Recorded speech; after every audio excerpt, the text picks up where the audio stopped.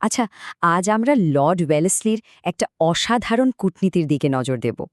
এটা এমন এক চাল ছিল যা কিনা বন্ধুত্ব আর সুরক্ষার মুখোশ পরে ধীরে ধীরে গোটা উপমহাদেশটাকেই গ্রাস করে ফেলেছিল। চলুন এই ব্যাপারটা একটু গভীরে গিয়ে দেখা যাক। প্রশ্নটা শুনলেই কেমন অদ্ভুত লাগে, তাই না?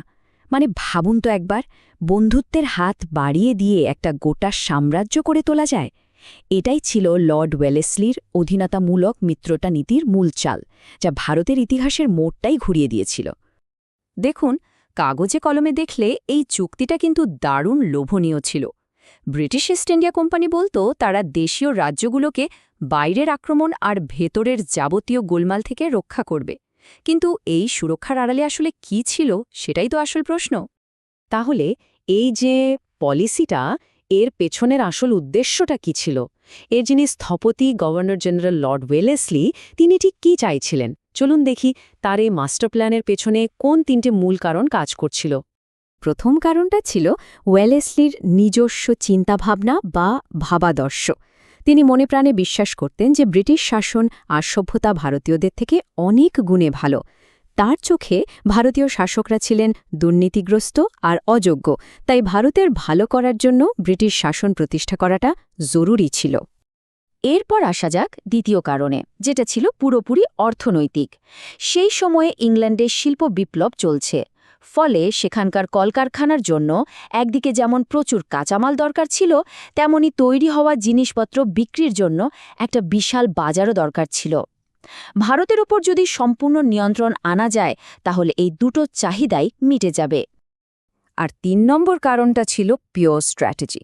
ওই সময় ইউরোপের নেপোলিয়নের দাপট বাড়ছে, আর ব্রিটিশরা ভারতে ফরাসিদের প্রভাব নিয়ে রীতিমতো চিন্তিত ছিল।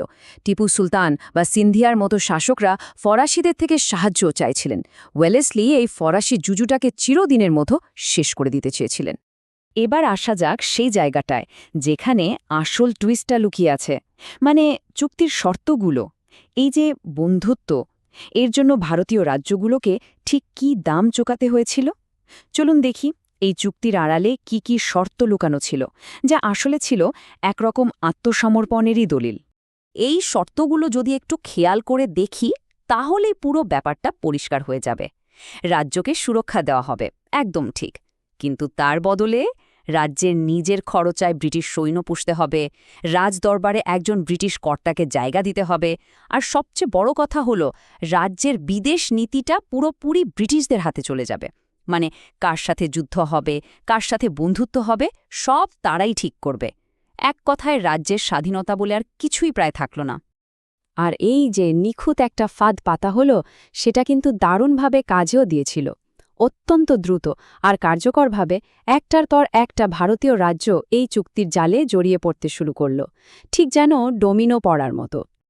এই টাইম লাইনটা একবার দেখুন, কি অবিশ্বাস্য গতিতে ছড়িয়ে পড়েছিল এই নীতি। ১৭৯৮ সালে হায়দ্রাবাদের নিজাম প্রথম এই চুক্তিতে সই করলেন।